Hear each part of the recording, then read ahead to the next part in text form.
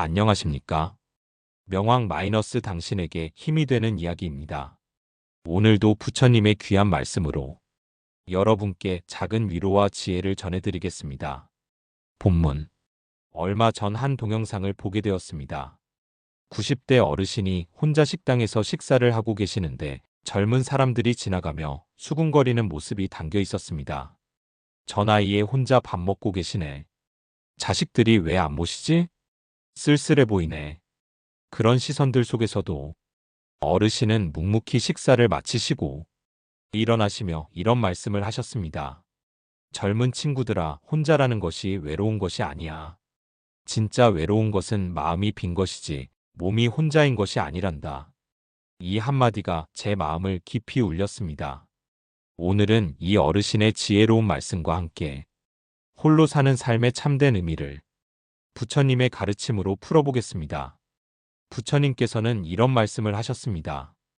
혼자 있을 때 자신과 친구가 되는 사람이 진정한 지혜자이다.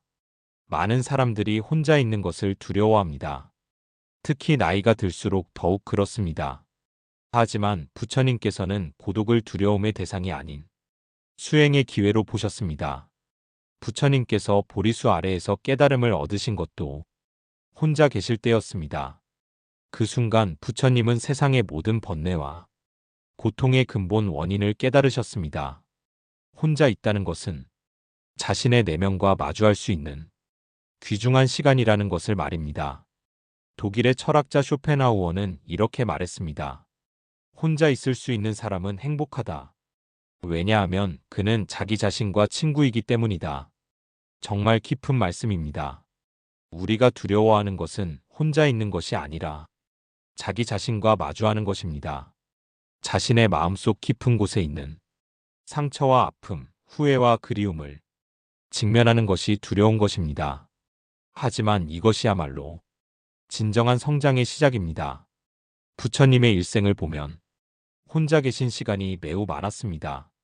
출가하신 후 6년간의 고행도 대부분 홀로 하신 수행이었습니다. 그 시간 동안 부처님은 자신의 마음을 깊이 들여다보셨습니다. 탐욕, 분노, 어리석음이라는 삼독이 어떻게 우리 마음에 뿌리내리고 있는지 철저히 관찰하셨습니다. 그리고 깨달으셨습니다. 모든 고통의 원인은 외부에 있는 것이 아니라 우리 마음속에 있다는 것을 말입니다. 현대를 살아가는 우리도 마찬가지입니다. 홀로 있는 시간을 두려워하기보다는 그 시간을 통해 자신을 더 깊이 이해하고 성장할 수 있는 기회로 받아들여야 합니다. 스페인의 철학자 발타자르 그라시아는 현명한 사람은 혼자서도 충분히 즐겁다고 했습니다. 이는 외부의 자극이나 타인의 인정에 의존하지 않고 자신의 내면에서 평안과 기쁨을 찾을 수 있다는 뜻입니다. 부처님께서도 자기 자신이 자기의 주인이다라고 하셨습니다. 진정한 자유는 타인에게 의존하지 않는 것에서 나옵니다. 물론 사람은 사회적 동물입니다.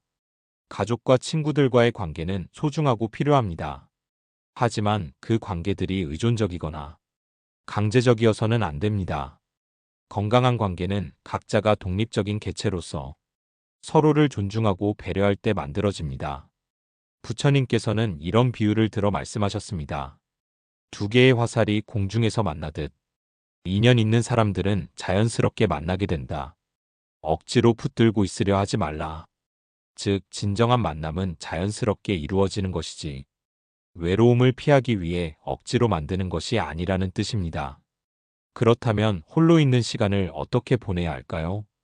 첫째, 명상과 기도의 시간으로 삼으십시오. 부처님께서는 고요한 마음에서 지혜가 나온다고 하셨습니다. 혼자 있는 시간이야말로 마음을 고요히 하고 내면을 돌아볼 수 있는 가장 좋은 기회입니다. 매일 조금씩이라도 좌선을 하거나 연불을 하면서 마음을 정화시키십시오. 나무 아미타불이라는 연불 소리가 마음의 번뇌를 씻어내고 평안을 가져다 줄 것입니다. 둘째, 독서와 학습의 시간으로 활용하십시오. 부처님의 가르침이 담긴 경전을 읽거나 선조들의 지혜가 담긴 책들을 읽으면서 정신적 양식을 쌓으십시오. 공자는 배우고 때때로 익히면 기쁘지 아니한가라고 했습니다. 혼자 있는 시간에 새로운 것을 배우고 자신을 성장시켜 나간다면 그 시간이 결코 외롭지 않을 것입니다. 셋째, 자연과 함께하는 시간을 가지십시오. 부처님께서는 자연 속에서 많은 가르침을 얻으셨습니다. 꽃이 피고 지는 모습에서 무상을 깨달으셨고 흐르는 물소리에서 중생의 마음을 이해하셨습니다. 혼자 산책을 하거나 정원을 가꾸면서 자연의 생명력을 느껴보십시오. 자연은 우리에게 항상 새로운 깨달음을 선사합니다. 넷째, 창조적인 활동에 몰두하십시오. 글을 쓰거나 그림을 그리고 음악을 듣거나 악기를 연주하면서 자신만의 세계를 만들어 가십시오. 이런 활동들은 마음을 평온하게 하고 삶에 대한 새로운 관점을 제공합니다. 다섯째, 봉사와 나눔의 마음을 실천하십시오. 비록 혼자 있지만 다른 사람들을 도울 수 있는 방법을 찾아보십시오. 자선단체에 기부를 하거나 어려운 이웃을 위해 기도하는 것만으로도 마음이 따뜻해집니다. 부처님께서는 자비심은 최고의 친구라고 하셨습니다. 타인을 향한 자비로운 마음이 우리 자신의 외로움도 치유해 줍니다. 여기서 현대의 한 사례를 소개하겠습니다. 일본에 한 90세 할머니가 있었습니다.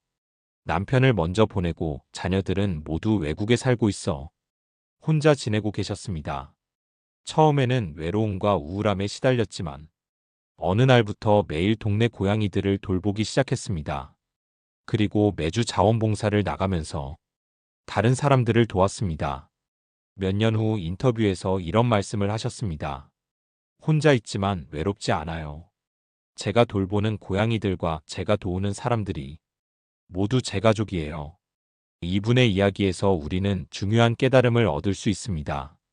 외로움은 물리적인 고립에서 오는 것이 아니라 마음의 고립에서 오는 것입니다. 마음이 열려 있고 사랑으로 가득하다면 혼자 있어도 외롭지 않습니다. 부처님께서는 이런 말씀을 하셨습니다. 모든 존재를 자신과 같이 사랑하는 사람은 결코 외롭지 않다. 이는 우리가 자비심을 확장해 나갈 때 진정한 연결감을 느낄 수 있다는 뜻입니다. 또 다른 중요한 가르침이 있습니다. 부처님께서는 현재 순간에 깨어 있으라고 하셨습니다. 많은 사람들이 외로움을 느끼는 이유는 과거의 그리움이나 미래의 불안 때문입니다. 예전에는 가족들과 함께 있었는데 앞으로 혼자 늙어가면 어떻게 하지? 이런 생각들이 현재의 평안을 방해합니다. 하지만 진정한 삶은 오직 지금 이 순간에만 존재합니다. 지금 이 순간에 충실하게 살아갈 때 외로움은 자연스럽게 사라집니다. 프랑스의 철학자 파스칼은 이렇게 말했습니다. 인간의 모든 불행은 방 안에 조용히 혼자 앉아 있지 못하기 때문이다. 이는 우리가 혼자 있는 것을 견디지 못해서 끊임없이 외부의 자극을 찾아 헤매기 때문에 진정한 평안을 찾지 못한다는 뜻입니다. 하지만 혼자 있는 시간을 받아들이고 그 시간을 의미 있게 보낼 수 있다면 우리는 진정한 자유를 얻을 수 있습니다. 부처님의 제자 중에 아난다라는 승려가 있었습니다. 어느 날 아난다가 부처님께 물었습니다. 부처님, 저는 많은 사람들과 함께 있을 때는 행복하지만 혼자 있을 때는 불안합니다. 어떻게 해야 할까요? 부처님께서는 이렇게 답하셨습니다. 아난다야, 타인과 함께 있을 때의 행복은 바람에 흔들리는 촛불과 같고 혼자 있을 때의 평안은 깊은 동굴 속의 등불과 같다. 바람이 불면 촛불은 꺼지지만 동굴 속의 등불은 영원히 타오른다. 이 말씀의 의미는 깊습니다. 외부의 조건에 의존하는 행복은 불안정하지만 내면에서 나오는 평안은 영원하다는 것입니다. 그렇다면 어떻게 내면의 평안을 기를 수 있을까요? 첫째, 감사의 마음을 기르십시오. 혼자 있다는 것은 누구에게도 방해받지 않고 자신만의 시간을 가질 수 있다는 뜻입니다. 이것은 정말 귀중한 선물입니다. 매일 감사할 일들을 찾아보십시오. 건강한 몸, 따뜻한 집, 맛있는 음식, 이 모든 것들이 감사의 대상입니다. 부처님께서는 감사하는 마음이 모든 복의 근원이라고 하셨습니다. 둘째, 용서의 마음을 실천하십시오.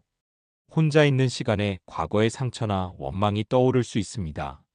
이때 그 감정들을 억누르지 말고 용서의 마음으로 받아들여 보십시오. 용서는 상대방을 위한 것이 아니라 자신의 마음을 자유롭게 하기 위한 것입니다. 부처님께서는 원한은 원한으로 멈추지 않고 사랑으로만 멈춘다고 하셨습니다. 셋째, 수용의 마음을 기르십시오. 인생에는 우리가 바꿀 수 있는 것과 바꿀 수 없는 것이 있습니다. 나이가 들어가는 것, 사랑하는 사람과의 이별, 이런 것들은 피할 수 없는 인생의 일부입니다. 이를 거부하고 저항하기보다는 자연스러운 변화로 받아들일 때 마음의 평안을 얻을 수 있습니다. 그리스의 철학자 에픽테토스는 우리를 괴롭히는 것은 일 자체가 아니라 그 일에 대한 우리의 생각이다라고 했습니다. 혼자 있는 상황 자체가 문제가 아니라 그 상황을 바라보는 우리의 관점이 중요한 것입니다. 부처님께서는 또 이런 말씀을 하셨습니다. 지혜로운 사람은 혼자 있을 때 더욱 빛난다. 이는 진정한 지혜는 외부의 인정이나 박수에 의존하지 않고 내면의 깨달음에서 나온다는 뜻입니다. 혼자 있는 시간에 우리는 자신의 진정한 모습을 발견할 수 있습니다. 다른 사람들의 시선이나 기대에 흔들리지 않고 순수한 자신의 마음을 만날 수 있습니다. 이것이야말로 가장 큰 축복입니다. 현대 사회에서는 혼자 있는 것을 부정적으로 보는 경향이 있습니다. 혼밥, 혼술 같은 단어들도 처음에는 부정적인 의미로 사용되었습니다. 하지만 점점 더 많은 사람들이 혼자 있는 시간의 가치를 깨달아가고 있습니다. 혼자 영화를 보고, 혼자 여행을 하고, 혼자 식사를 하는 것이 더 이상 이상한 일이 아니게 되었습니다. 이는 우리 사회가 성숙해지고 있다는 증거입니다. 부처님의 가르침 중에 독각이라는 개념이 있습니다. 이는 혼자서도 깨달음을 얻을 수 있는 능력을 의미합니다. 모든 사람에게는 이런 능력이 내재되어 있습니다. 다만 그것을 발견하고 개발하는 것이 중요합니다. 혼자 있는 시간을 통해 우리는 이런 능력을 기를 수 있습니다. 또한 부처님께서는 중도의 가르침을 주셨습니다. 지나치게 사람들과의 관계에 매달리는 것도, 지나치게 혼자 있으려고 하는 것도 극단적인 태도입니다. 때로는 사람들과 어울리고, 때로는 혼자만의 시간을 가지는 것이 균형 잡힌 삶의 모습입니다. 중요한 것은 어떤 상황에서든 마음의 평안을 유지할 수 있는 능력입니다. 사람들과 함께 있을 때도 내면의 고요함을 잃지 않고 혼자 있을 때도 외로움에 휩싸이지 않는 것, 이것이 진정한 수행자의 모습입니다. 인도의 성자 라마나 마하르시는 이렇게 말했습니다. 진정한 홀로 있음은 몸이 혼자 있는 것이 아니라 마음이 고요한 것이다. 마음이 번뇌와 잡념으로 가득하다면 수많은 사람들 속에 있어도 외로울 것이고, 마음이 평안하고 고요하다면 혼자 있어도 충만할 것입니다. 마지막으로 처음에 소개한 90대 어르신의 말씀을 다시 떠올려 봅시다. 젊은 친구들아, 혼자라는 것이 외로운 것이 아니야. 진짜 외로운 것은 마음이 빈 것이지 몸이 혼자인 것이 아니란다. 이 말씀 속에는 인생의 깊은 지혜가 담겨 있습니다. 나이가 들어감에 따라 주변 사람들이 하나둘 떠나가는 것은 자연스러운 일입니다. 하지만 그때마다 우리는 선택할 수 있습니다. 외로움과 슬픔에 잠겨 지낼 것인가, 아니면 이 시간을 통해 더 깊은 지혜와 평안을 얻을 것인가. 부처님께서는 모든 것은 마음에서 시작된다고 하셨습니다. 마음을 어떻게 다스리느냐에 따라 같은 상황도 전혀 다르게 느껴질 수 있습니다. 홀로 있는 시간을 두려워하지 마십시오. 그 시간을 통해 여러분은 더욱 성숙하고 지혜로운 사람이 될 수 있습니다. 자신과 진정한 친구가 되는 법을 배우고 내면의 평안을 기르며 진정한 자유를 누릴 수 있을 것입니다. 부처님의 가르침과 함께라면 혼자 있는 시간도 축복이 될 수 있습니다. 여러분 모두가 이런 깨달음을 얻으시길 마음 깊이 기원합니다. 여기서 혼자 사는 삶에 대한 더 깊은 가르침을 나누고 싶습니다. 부처님께서는 사람은 태어날 때도 혼자, 죽을 때도 혼자라고 하셨습니다. 이는 허무한 말씀이 아닙니다. 오히려 우리 인생의 본질을 깨우쳐주는 말씀입니다. 우리는 모두 독립적인 존재로 태어났고 각자의 길을 걸어가야 하는 운명을 가지고 있습니다. 이것을 받아들일 때 진정한 자유가 시작됩니다. 조선시대의 대선사 서산대사께서는 이렇게 말씀하셨습니다. 산은 산이요, 물은 물이로다. 혼자 있을 때 비로소 진정한 자신을 만난다. 이 말씀처럼 혼자 있을 때야 비로소 우리는 남의 시선이나 기대에 흔들리지 않는 순수한 자기 자신을 발견할 수 있습니다. 부처님의 10대 제자 중 한 분인 가섭존자는 평생을 홀로 수행하며 지내셨습니다. 어느 날 젊은 비구들이 물었습니다. 존자님, 왜 항상 혼자 계시는지요? 외로우시지 않습니까? 가섭존자께서는 미소를 지으며 답하셨습니다. 젊은 도반들이여, 나는 결코 혼자가 아니다. 부처님의 가르침이 항상 나와 함께하고 진리가 나의 동반자가 되어준다. 이보다 더 좋은 친구가 어디 있겠는가? 이 일화에서 우리는 중요한 깨달음을 얻을 수 있습니다. 진정한 동반자는 물리적으로 함께 있는 사람이 아니라 우리 마음속에 자리 잡은 진리와 지혜입니다. 부처님의 가르침을 마음에 새기고 살아간다면 언제 어디서든 외롭지 않을 것입니다. 현대 심리학에서도 이런 사실을 증명하고 있습니다. 혼자 있는 시간을 건강하게 보내는 사람들은 우울증이나 불안장애에 걸릴 확률이 현저히 낮습니다. 반면 항상 타인과 함께 있어야 한다는 강박을 가진 사람들은 정신적으로 더 불안정한 모습을 보입니다. 이는 외부 의존성이 강할수록 내적 안정감이 부족하다는 것을 의미합니다. 부처님께서는 자등명이라는 가르침을 주셨습니다. 자기 자신을 등불로 삼으라는 뜻입니다. 타인의 빛에 의존하지 말고 자신 안에 있는 지혜의 빛을 밝혀나가라는 것입니다. 혼자 있는 시간이야말로 이 내면의 등불을 밝힐 수 있는 가장 좋은 기회입니다.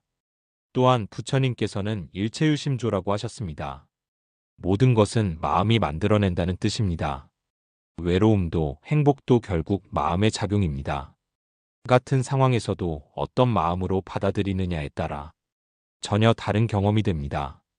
혼자 있는 상황을 불행으로 여기면 불행이 되고 성장의 기회로 여기면 축복이 됩니다. 중국의 선사 임재이연 스님은 이런 말씀을 남기셨습니다. 진정한 수행자는 어디서든 자유롭다. 혼자 있어도 자유롭고 사람들과 함께 있어도 자유롭다. 이는 외부 상황에 휘둘리지 않는 내적 자유를 말하는 것입니다. 이런 자유를 얻기 위해서는 꾸준한 수행이 필요합니다. 매일 조금씩이라도 마음을 다스리는 연습을 해야 합니다. 혼자 있는 시간을 활용한 구체적인 수행법을 소개해 드리겠습니다. 첫째, 호흡 관찰 수행입니다. 조용한 곳에 앉아서 자연스럽게 들어오고 나가는 숨을 관찰하십시오. 생각이 떠오르면 다시 호흡으로 주의를 돌리십시오. 이 간단한 수행만으로도 마음이 크게 평온해집니다. 둘째, 자비 명상입니다. 자신을 위해 먼저 기도하십시오. 내가 행복하기를, 내가 평안하기를, 그 다음 가족과 친구들을 위해, 나아가 모든 중생을 위해 기도하십시오. 이렇게 사랑의 마음을 확장해 나갈 때 외로움은 자연스럽게 사라집니다. 셋째, 감사 명상입니다. 하루 동안 감사했던 일들을 하나씩 떠올려 보십시오. 작은 일이라도 괜찮습니다. 맛있게 먹은 식사, 따뜻한 햇살, 친구의 안부 인사. 이런 작은 감사들이 모여 큰 행복이 됩니다. 넷째, 경전 읽기와 사경 수행입니다. 부처님의 말씀이 담긴 경전을 읽거나 직접 써보는 사경 수행을 해보십시오. 특히 반야신경이나 법화경 같은 경전들은 읽을 때마다 새로운 깨달음을 줍니다. 다섯째, 걷기 명상입니다. 천천히 걸으면서 발걸음 하나하나에 집중하십시오. 자연 속을 걸으면서 새소리를 듣고 바람을 느끼며 마음을 비워보십시오. 이런 수행들을 통해 혼자 있는 시간이 점점 소중하고 의미 있게 느껴질 것입니다. 부처님께서는 또 이런 말씀을 하셨습니다. 지혜로운 사람은 고독을 두려워하지 않는다. 왜냐하면 고독 속에서 진정한 자신을 만나기 때문이다. 많은 현대인들이 스마트폰과 SNS에 중독되어 진정한 고독을 경험해보지 못하고 있습니다. 항상 누군가와 연결되어 있어야 하고 끊임없이 자극을 받아야 한다고 생각합니다. 하지만 이런 생활 방식은 우리의 내면을 메마르게 합니다. 진정한 휴식과 재충전은 고요한 고독 속에서 이루어집니다. 프랑스의 철학자 몽테뉴는 이렇게 말했습니다. 우리는 혼자 있을 줄 알아야 한다. 그래야 진정한 자신과 대화할 수 있다. 자신과의 대화는 다른 누구와의 대화보다 중요합니다. 내 마음속 깊은 곳의 소리에 귀 기울이고 진정으로 원하는 것이 무엇인지 발견할 수 있습니다. 또한 혼자 있는 시간은 창조성을 기르는 데도 큰 도움이 됩니다. 역사상 많은 예술가와 사상가들이 혼자 있는 시간에 위대한 작품을 탄생시켰습니다. 베토벤은 홀로 산책하면서 아름다운 선율을 떠올렸고, 아인슈타인은 혼자 사색하며 상대성 이론을 완성했습니다. 혼자 있는 시간에 우리의 창조적 에너지가 깨어납니다. 부처님께서도 보리수 아래에서 홀로 정진하시며 깨달음이라는 인류 최고의 선물을 얻으셨습니다. 현대 뇌과학 연구에 따르면 혼자 있는 시간에 뇌의 기본 모드 네트워크가 활성화됩니다. 이때 뇌는 정보를 정리하고 통합하며 새로운 아이디어를 만들어냅니다. 즉, 혼자 있는 시간은 뇌 건강에도 매우 중요합니다. 하지만 많은 사람들이 이런 시간을 불안해하며 즉시 스마트폰을 들거나 TV를 켭니다. 이는 자신의 내면과 마주하는 것을 피하는 행동입니다. 부처님께서는 도피하고 싶은 마음이 들 때가 가장 중요한 수행의 순간이라고 하셨습니다. 불편한 감정이나 생각이 떠오를 때 그것을 피하지 말고 지켜보십시오. 그 속에서 자신에 대한 깊은 이해가 시작됩니다. 일본의 선사도겐 스님은 이런 말씀을 하셨습니다. 앉아 있을 때는 그냥 앉아 있고 걸을 때는 그냥 걸어라. 가장 중요한 것은 흔들리지 않는 것이다. 이는 어떤 상황에서든 중심을 잃지 않는 내적 안정감을 기르라는 가르침입니다. 혼자 있을 때도 마찬가지입니다. 외로움이나 불안에 흔들리지 말고 그 순간을 온전히 받아들이며 지내십시오. 또한 혼자 있는 시간을 타인을 위한 기도와 명상으로 활용하면 더욱 의미 있게 보낼 수 있습니다. 티베트의 달라이 라마는 매일 혼자 있는 시간에 전 세계의 평화를 위해 기도한다고 합니다. 나 혼자 있지만 내 기도는 온 세상과 연결되어 있다고 말씀하셨습니다. 이처럼 혼자 있으면서도 세상과 연결될 수 있는 방법이 있습니다. 마음의 문을 열고 자비심을 확장해 나가는 것입니다. 한국의 큰 스님이신 법정 스님께서는 혼자 있음의 기쁨이라는 말씀을 자주 하셨습니다. 혼자 있을 때 비로소 자연의 소리를 들을 수 있고 자신의 마음 소리를 들을 수 있다고 하셨습니다. 도시의 소음과 번잡함에서 벗어나 조용한 곳에서 혼자 있는 시간을 가져보십시오.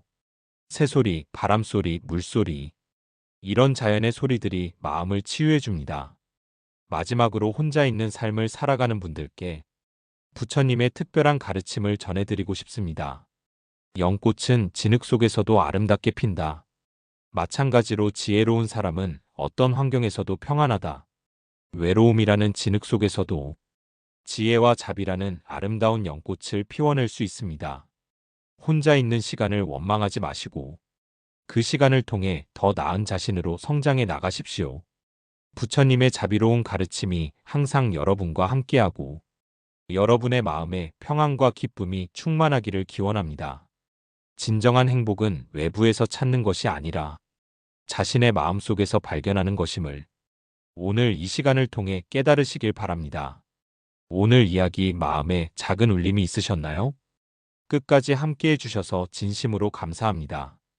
부처님의 가르침이 잊혀지고 있는 시대, 더 깊은 깨달음과 평온의 길로 나아가고 싶다면 끝까지 시청하시고 아래 댓글란에 관세음보살을 남겨주세요. 여러분의 삶이 늘 평안하시길 기원합니다. 명왕 마이너스 당신에게 힘이 되는 이야기였습니다.